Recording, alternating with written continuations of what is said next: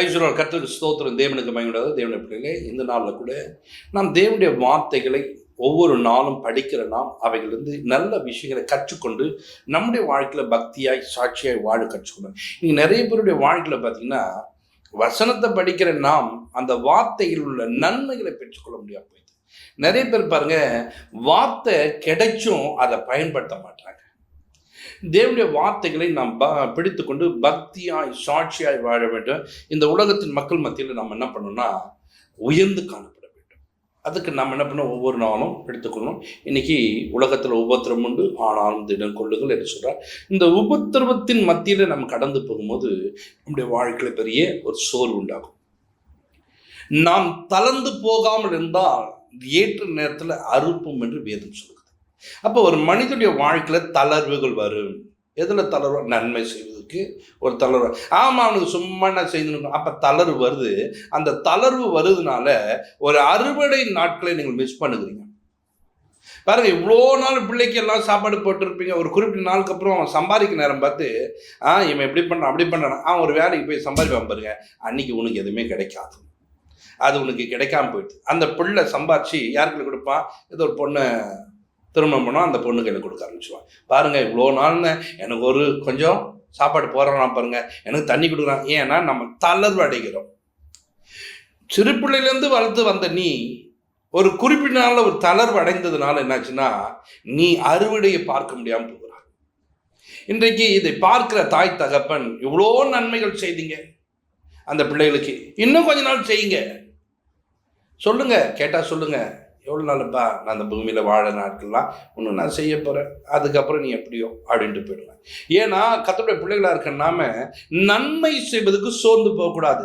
இன்னைக்கு அநேகர் பாருங்க, நாம் தளர்ந்து போகாது இருந்தால் ஏற்ற நேரத்தில் அறுவடை செய்யும். வேதத்தில் யோபை நாம் பார்க்கும்போது இந்த யோபை குறித்து வேதம் அழகாக சொல்ல பாருங்க. அவர் அவருடைய வாழ்க்கையில் ஒரு பரிசுத்தமாக இருந்தார், பக்தியாக இருந்தார், தேவனுக்கு பிரியமாக வாழ்ந்தார். வாழ்ந்த ஒரு மனிதனுடைய வாழ்க்கையில் என்ன நடந்துச்சுன்னா 10 பிள்ளைகள் போயிடுச்சு, ஆடு மாடுகள்லாம் போயிடுச்சு. அவருக்கு உண்டான ஆசைகள் போகும்போது அந்த மனிதனுங்க உச்சந்தனமுக்கு உள்ளங்கால இருக்கும் கொடிய பருக்கள் உண்டாயிடுச்சு. இப்போ பருக்கள் உண்டாச்சு. மனைவி பாருங்க தளர்ந்து போயிட்டாங்க. தேவனை தூசித்து ஜீவனை விட்டுருங்கன்னு சொல்லிட்டு. ஆனால் யோபு தளர்ந்து போகாமல் என்ன பண்ற, தேவனிடத்திலிருந்து நன்மை பெற்ற நாம் தீமை பெறக்கூடாதா என்று என்ன பண்றாரு, தேவனை உயர்த்தக்கூடியவராய் மாறினான். தேவனுக்கு ஸ்தோத்திரம் செலுத்துறான். நான் தாயின் கருவிலிருந்து எப்படி வந்தேன்? நிர்வாணியா வந்தேன். இன்னைக்கு பாருங்க, அவரிடத்துல நான் நிர்வாணியா போகிறேன். கர்த்தர் கொடுத்தார், கர்த்தர் எடுத்தார், கர்த்தருக்கு ஸ்தோத்திரம் என்று சொல்கிறார். அப்ப நீங்க ஒண்ணு பாருங்க, அவர் தளர்ந்து போகவில்லை. அவர் தளர்ந்து போகாமல் என்ன பண்ற, நிறைய நேரங்களில் அந்த நன்மையை பேசுறார், தேவனுடைய காரியங்களை உயர்த்துகிறார். அந்த தளர்ந்து போகாததுனால்தான் அவருக்கு ஒரு காலங்கள் வரும்போது அந்த காலத்துல அவர் பாருங்க ரெட்டிப்பான ஆசீர்வாதங்களை பெற்றுக்கொள்கிறார். இன்னைக்கு கிறிஸ்துவை தேடுகிற மக்கள், கிறிஸ்துவோடு பழகிற மக்கள், கிறிஸ்துவோடைய வாழ்க்கையில வாழ்ந்து கொண்டிருக்குங்க. நீங்கள் தளர்ந்து போகக்கூடாது. ஒரு தளர்வு வருமானால் உங்கள் கையில் இருக்கிறது அது உங்களை விட்டு நழுவி போய் கீழே விழும். என்னன்னு தெரியல, கை தடதடன்ச்சு விழுந்துச்சுப்பா. பார்த்தீங்களா, தளர்வு பற்றி எவ்வளோ பெரிய காரியங்குது. பூமி கொஞ்சம் அப்படி ஷேக் ஆகுது. ஒரு தளர்வு வருமானால் பில்டிங், பெரிய பில்டிங் தொப்புன்னு விழுந்து கிடக்கும். அப்போ தளர்வு நம்ம வாழ்க்கையில் வருமானால் தளர்ந்து போகிற காரியம்னா அறுவடையை நாம் அறுக்க முடியாது. அப்போ அந்த அறுவடையை நான் அறுக்கணும்னா ஒரு காரியங்களை செய்கிற நீ தொடர்ந்து செய், கர்த்தர் நிச்சயமாக நன்மை செய்வார், நன்மை தருவார். ஒன்றும் இல்லைங்க, ஒரு லாட்டரி டிக்கெட் வாங்கின மனுஷன் பாருங்க, டிக்கெட்டை வாங்கி வாங்கி வாங்கி வாங்கி வேஸ்ட் பண்ணிட்டான். இவ்வளோ பணங்கள் போயிடுச்சு. நம்ம இவ்வளோ பணத்தை வேஸ்ட் பண்ணுறியப்பா, இவ்வளோ பணத்தை ஆயிரக்கணக்கில்ங்க 5000 ரூபாய்க்கு மேலே செலவு பண்ணுங்க. இந்த பக்கம் திரும்பி பார்க்குறேன் 10,000 ரூபாய்க்கு மேலே செலவு பண்ணிட்டான். சோர்ந்தே போக மாட்டான். நான் சொன்னேன், இவ்வளோ பணங்களை வேஸ்ட் பண்ணின்னு கிடக்குறீங்கப்பா அப்படின்னு கேட்கும்போது தளர்ந்து போகணும். ஒரு நாள் அவனுடைய வாழ்க்கையில் பார்த்தீங்கன்னா 10 லட்சம் ரூபாய் அடிச்சிச்சு. 10 லட்சம் ரூபாய் அடிச்சதுக்கு என்ன இப்படி நடந்துக்குது இந்த மனுஷன் வாழ்க்கையில்? திரும்பி பார்க்குறேன், இன்னொரு டைம் பார்க்குறேன் 5 லட்சம் ரூபாய் அடிச்சிச்சு. எல்லாமே ஒரு குறிப்பிட்ட நாட்களுக்குள்ள அடிச்சு. எல்லாம் அந்த பிடிப்பு போக 13 லட்சம் அவன் கையில் வந்து. பார்த்தீங்களா, தளர்ந்து போகாமல் தான் பெரிய அறுவடையை பெற்றுனா. உலகத்தில் தேவனை தேடாத மக்களுக்கே இத்தனை ஆசீர்வாதம் இருக்குன்னா நான் தேவனை தேடக்கூடிய மகன். என் வாழ்க்கையில் கர்த்தர் இதை விட பெரிய நன்மைகளை செய்ய வல்லவராக இருக்கிறார். நான் சொன்ன காரியங்க இப்போ லாட்டரி டிக்கெட் வாங்கினதுக்காக சொல்லலை. நான் சொன்ன காரியங்கள் உலகத்தில் உள்ள மக்களே இப்படி தளர்வு இல்லாமல் என்ன பண்ணுறாங்க, ஒரு காரியங்களை நன்மைகளை பெற்றுக் கொடுக்குறாரு என்று சொல்ல. அப்போ தேவனை தேடுற பிள்ளையுடைய வாழ்க்கையில் நாம் பரிசுத்தமாய் வாழும்போது, பக்தியாய் வாழும்போது, உண்மையாய் வாழும்போது தேவன் நம்மளை எந்த உயரத்துக்கு கொண்டு போவார். வசனம் சொல்லுது, உண்மையுள்ள மனுஷன் பரிபூர்ண ஆசீர்வாதத்தை பெறுவான். அப்ப நாம் உண்மையாய் நடக்கும்போது, உத்தமமாய் வாழும்போது தேவன் நமக்கு பெரிய ஆசீர்வாதங்களை வைத்து காத்து கொண்டிருக்கிறார். இன்னைக்கு நம்ம தளர்ந்து போகிறோம். போங்க, நல்லதுக்கு காலம் இல்லைங்க. அதை சொன்ன 4 பேர் ஆமாம் சார், உண்மைதான் சார் அப்படின்னு ஒன்னே பார்த்தீங்க. நீங்கள் என்ன பண்ணிட்டு நமக்கு ஒரு சப்போர்ட்டிங் கிடச்சிச்சு, அதனால தான் நான் இப்போ நல்லது செய்யலது சார். நான் பார்த்தீங்க அவனுக்கு எதுவுமே செய்து கிடையாது சார். சோர்ந்து போகக்கூடாதுப்பா, சோர்ந்து போகக்கூடாது, அப்படி செய்ய வேண்டும். அப்படி நீ உபதேசம் அப்படி பண்ணும்போது என்னன்னா, அப்படி நீ மற்றவங்களுக்கு நீ ஏதாவது உபசரிப்பு பண்ணும்போது ஒரு சில வேலையில் தூதர்களுக்கு பார்த்தியா, நான் வியாதியாக இருந்தேன், என்னை பார்க்க வந்தீங்கன்னு சொல்கிறேன், நான் பசியாக இருந்தேன், எனக்கு ஆகாரம் கொடுத்தீங்கன்னு சொல்கிறார் பார்த்தியா. அது போல் நம்ம நன்மை செய்யும்போது யாருக்கு செய்யலாம், தேவனுக்கே செய்யக்கூடியவர்களாக மாறிவிடுவோம். சோர்வு நம்ம வாழ்க்கையில் வரும்போது 4 பேர் நமக்கு ஜால்ரா தட்டுறாங்கன்னா அவங்க கூட இணைந்து கொண்டு நீங்கள் என்ன பண்ணக்கூடாது, நல்ல காரியங்களை விட்டுடாத. நான் நல்லது செஞ்சு தான் எனக்கு இப்படியெல்லாம் கிடக்கிறேன்னு சொல்லுவாங்க ஒரு கூட்டம். நீ ஒன்றே என்ன பண்ணக்கூடாது, அதனால தான் நான் செய்து இல்லைப்பா, நான் யாருக்கு எந்த பணத்தை கொடுக்கல, நானே வச்சு தின்ட்டு எடுப்பேன். பண்ணாத, செய்யாத. தேவன் அதை விரும்ப மாட்டான். தேவனுக்காக வாழக்கூடியவர்கள். நீங்கள் வேதத்தில் நீங்கள் பார்க்கும்போது யோசேப்பு என்ற ஒரு மனிதனை நீங்கள் பார்க்கலாம். இவரெல்லாம் தேவனை அதிகமாய் தேர்ந்தவர். அவர் பாருங்க, தேவன் கொடுத்த அந்த சொப்பனத்தை தனக்குள்ள வைத்து கொண்டு வாழ்ந்து கொண்டிருக்கிறார். அண்ணங்காரங்களே அவன் மேலே விரோதத்தை உண்டு பண்ணி அவனை குழியில் போட்டு ஒரு அடிமையை வைத்துட்டாங்க. நம்மளோட வாழ்க்கை அப்படி போயிடுச்சு, நம்ம இப்படி ஆயிட்டோம்னு சொல்லிட்டு தளர்ந்து போகவில்லை, தளர்வு அடையவில்லை.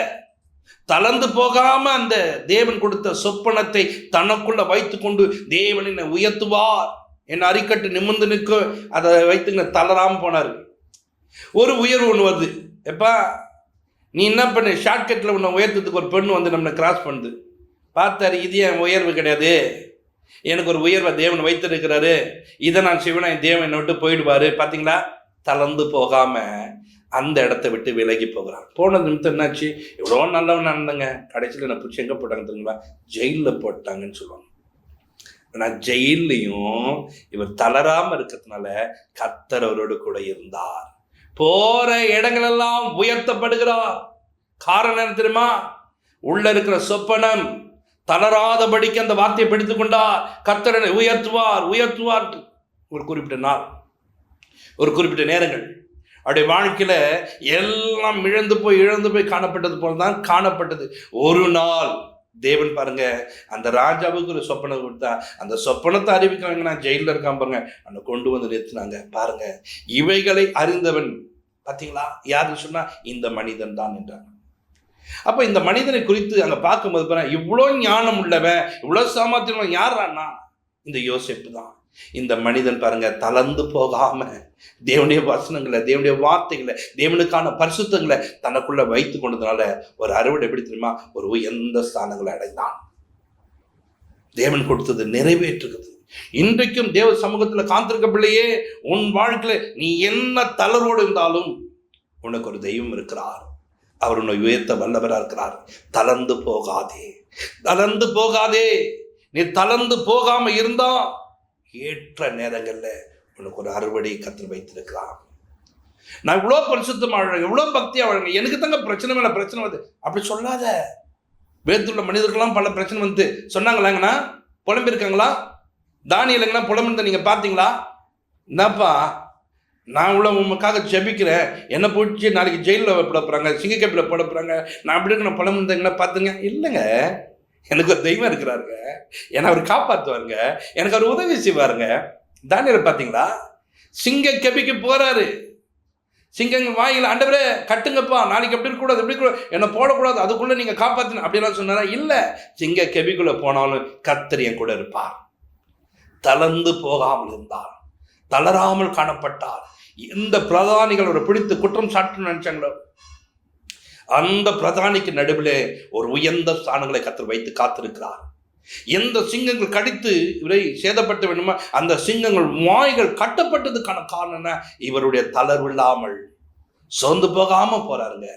கர்த்தர் கூட இருக்கிறாருங்க, எனக்கு அவர் உதவி செய்வாருங்க, என்ன அவர் விட மாட்டாருங்க அப்படி எண்ணிக்கொண்டு போவதனால அங்க போனா ஒரு ஜெயம் எடுக்கிறார். ராஜா தேடி வரும். தானியேலே அண்ணா, ராஜாவே நீர் வாழ்க. சிங்கங்கள் ஒண்ணு சேதப்பட்டுச்சா? இல்ல இல்ல, ஆண்டவர் காப்பாத்திட்டாரு. பாருங்க எந்த அளவுக்கு பாருங்க ஒரு உயர்வு பாருங்க. இன்னைக்கு உங்கள் வாழ்க்கையில எதெல்லாம் உன்னை சேதப்பட்ட காத்து இருக்குதோ, எதெல்லாம் உன்னை வேதனைப்படுத்தி இருக்குதோ, அவைகள் எல்லாவற்றையும் கர்த்தரை மீட்டெடுக்க தேவன் வல்லவராக. நீ தளராமந்தா, நீ தளராமந்தா உனக்கு அவர் நன்மை செய்வார். நீ தளர்ந்து போய் கொஞ்ச நேரம் ஓடிட்டு ஐயோ என்னால் ஓட முடியல, என்னால் எதுவும் செய்ய முடியல நீ நினைச்சுனா போச்சு. இன்னைக்கு நிறைய பேருடைய வாழ்க்கை திருமணம் ஆகும் போது நல்ல கணவன், நல்ல குடும்பம் உள்ள வந்த, இப்ப என்ன பண்ற? இவன் கூட வாழவே முடியாது. தளர்ந்து போயிட்டியா? தளர்ந்து போயிட்டியா? தளர்ந்து போகாதே. அந்த கணவனோடு தான் வாழ வேண்டும், அந்த மனைவியோடு தான் வாழ வேண்டும், அந்த பிள்ளைகளோடு தான் வாழ வேண்டும். நீ தளர்ந்து போனால் உனக்கு அறுவடை கிடைக்காது. எங்க போய் யார் கூட வாழ்ந்து நீ என்ன வாழ்க்கை வாழ போற? உன் வாழ்க்கையில் என்ன ஆசீர்வாதம் கிடைக்க போகுது? வாழக்கூடிய வாழ்க்கையுடைய வாழ நிறைய நேரங்களில் நிறைய விஷயங்களில் நாம் வேறு விதமாய் வாழக்கூடியவர்களாக மாறிக்கணும். இன்னைக்கு ஒரு காரியத்தை மாற்றிக்கோ. ஆண்டவரே நான் அப்படி தளர்ந்து போகிறேன் என்று சொன்னால் என் வாழ்க்கையில ஆண்டவரே நீர் எனக்கு பலனை கொடு, எனக்கு நீங்க உதவி செய்யும், உங்களுடைய வார்த்தையை நான் பிடித்துக்கொண்டு பக்தியாய் சாட்சியாய் வாழ எனக்கு கிருபைத்தார். வேத்துள்ள மனிதர்கள் தளர்ந்து போகாம இருந்ததுனால தானியேல் எந்த ஸ்தானம் அடைந்தார். கவனிச்சிங்களா? மொர்தெகாய் என்ற ஒரு மனிதன் இருக்கிறார். அவர்கிட்ட வளர்க்கப்பட்ட ஒரு மகளை பாருங்கள். அந்த மக பாருங்க சித்தப்பா கூட தான் இருக்கிறாங்க, அவங்களுடைய வாழ்க்கையில் குறைவோடு தான் இருக்காங்க. தேவன்களை உயர்த்துவான். தேவங்களை 127 நாடுகள் வந்து பிடித்து வருகிற பெண்களை பாருங்க. அந்த பெண்கள்ல இந்த எஸ்தர் ராஜ்யாத்தியை கர்த்தர் மாத்தினான். இப்படி ஒரு உயர்வு எல்லாம் கிடைத்து அந்த மகள் பாருங்க, அவருடைய இனத்தாருக்கு ஒரு பெரிய பிரச்சனை வருது, யூதர்களுக்கு ஒரு பெரிய பிரச்சனை வருது. இந்த யூதர்களுக்கு பிரச்சனை வரும்போது இந்த அம்மா கண்டுக்காம, சித்தப்பா சும்மா இருந்தாரா? உன்னை அதுக்கு தான் நாங்கள் வச்சிருக்கிறாரு. அப்போ சொல்கிறாங்க, எல்லாம் உபவாசம் போகிறாங்க. இப்போ நான் போக முடியாது, ராஜ சமூகத்துக்கு போக முடியாது, நான் போனால் என்ன தண்டிப்பாங்களே, கொல்லப்படுவேனே அப்படின்னா தளராமல் போய் நின்னாங்க பாருங்க. கம்பீரமாக போய் நிற்கிறாங்க. எனக்கு என்ன நேர்ந்தாலும் பரவாயில்ல, என் ஜனம் காக்கப்பட வேண்டும். என் ஜனம் காக்கப்பட நினைக்கிறியே, என் ஜனம் சொல்லும்போது உன்னை காலி பண்ணிட்டு உன் சட்டை வைப்பாங்களா? நீயும் சேர்ந்தது தான் அந்த ஜனம். கர்த்தர் உன்னையும் காப்பாற்றுவார். தளராம போய் நின்னார்கள். ராஜா பார்த்தார், என்ன வேணும் கேள்னார். இப்படி ஒரு சட்டம் ஏற்றப்படுது, இவர்கள் நிமித்தமாக இந்த சட்டம் மாற்றப்படுகிறது. அங்கே ஜனங்கள் காக்கப்படுகிறார்கள். நீ தளர்ந்து போவதனால உன்னால உன் சொந்த பந்தங்களை எத்தனையோ பேர் நன்மை பெற முடியாமல் போயிட்டாங்க தெரியுமா? உனக்கு ஒரு கிடைச்ச ஒரு பெரிய ரட்சிப்பை நீ வைத்துக்கொண்டு அவளுக்கு எத்தனை சுகத்தை வாங்கி கொடுக்க முடியும்? உனக்கு கிடைச்ச ஒரு ரட்சிப்பை வைத்துக்கொண்டு எத்தனை ஆசீர்வாதமாய் மாற்றிக்க முடியும்? ஆனால் உனக்கு கிடைச்ச ரட்சிப்பை வைத்துக்கொண்டு நீ தளர்ந்து போய், நீ வியாதி உள்ளவனாய் மாறி, நீ ஆசீர்வாதம் குறைவுள்ளவனாய் மாறி, உன் சொந்த பந்தங்கள்லாம் இன்னைக்கு இப்படி மாறிடுச்சு. அவளாம் ரட்சிக்கப்படாமலே எத்தனையோ பேர் செத்து போனாங்களே, நீ தளர்ந்ததுனால தானே. இன்னைக்கு சொல்லு, ஆண்டவரே நான் தளர்ந்து போனவன் நிற்கிறேன்பா, தளர்ந்து போன ஒரு மகன் நிற்கிறேன்பா, நான் தளர்ந்து போகாதபடிக்கு எனக்கு ஒரு பலனை கொடும் ஆண்டவரே, என்னை பலப்படுத்தும் ஆண்டவரே, எனக்கு நீங்க உதவி செய்யுங்கன்னு சொல்லிட்டு தேவ சமூகத்தில் கேளு. கர்த்தர் உனக்கு உதவி செய்வா. நீ தளராதபடிக்கு உனக்கு பலனை கொடுப்பார். ஜெபிப்போம். பரலோக பிதாவே, இப்பொழுது யாரெல்லாம் தளர்ந்து போயிருக்காங்க சொல்லு, நாம் தளர்ந்து போகாமல் இருந்தால் ஏற்ற காலத்திலே ஏற்ற நேரத்திலே அறுக்க முடியும் என்று வேதம் சொல்லி இருக்க பிரகாரமா இவர்கள் அறுக்க முடியாதபடிக்கு தளர்ந்து போன நிலைமைகள்லாம் உண்டுப்பா. ஒரு சிலர் பார்ப்பா, ஒரு சில ஆசீர்வாதங்கள் கிடைக்கும் போது அந்த நேரத்தில் இவ்வளோ நேரம் என்னங்க அந்த நேரத்தில் கடந்து போயிருக்கலாமா? அப்படியா இவருடைய வாழ்க்கையில் இந்த ரட்சிப்பை இழந்து போனவளா இருக்கிற ஒவ்வொருக்காக ஜெபிக்கிறோமான்று. ஒரு சிலர் ரட்சிக்கப்பட்டு ஆசீர்வாதம் இல்லாமல் வியாதியோடு பலவீனத்தோடு இருக்கிறவங்களுக்காக ஜெபிக்கிறோம்ப்பா. இவளுக்கு நீங்க உதவி செய்ய, தளராதபடிக்கு கர்த்தர் நடத்துங்க. இந்த நிகழ்ச்சியை பார்த்த ஒவ்வொருடைய வாழ்க்கையில அந்த தளர்வுகள் நீங்கட்டும். இயேசுவின் நாமத்துல ஒரு அறுவடையை பார்க்கத்தக்கமா தேவன் நடத்தும் ஆசிரியர் இயேசு கிறிஸ்து நம்ம ஜெபத்திற்கு நல்ல பிதாவே. ஆமென்.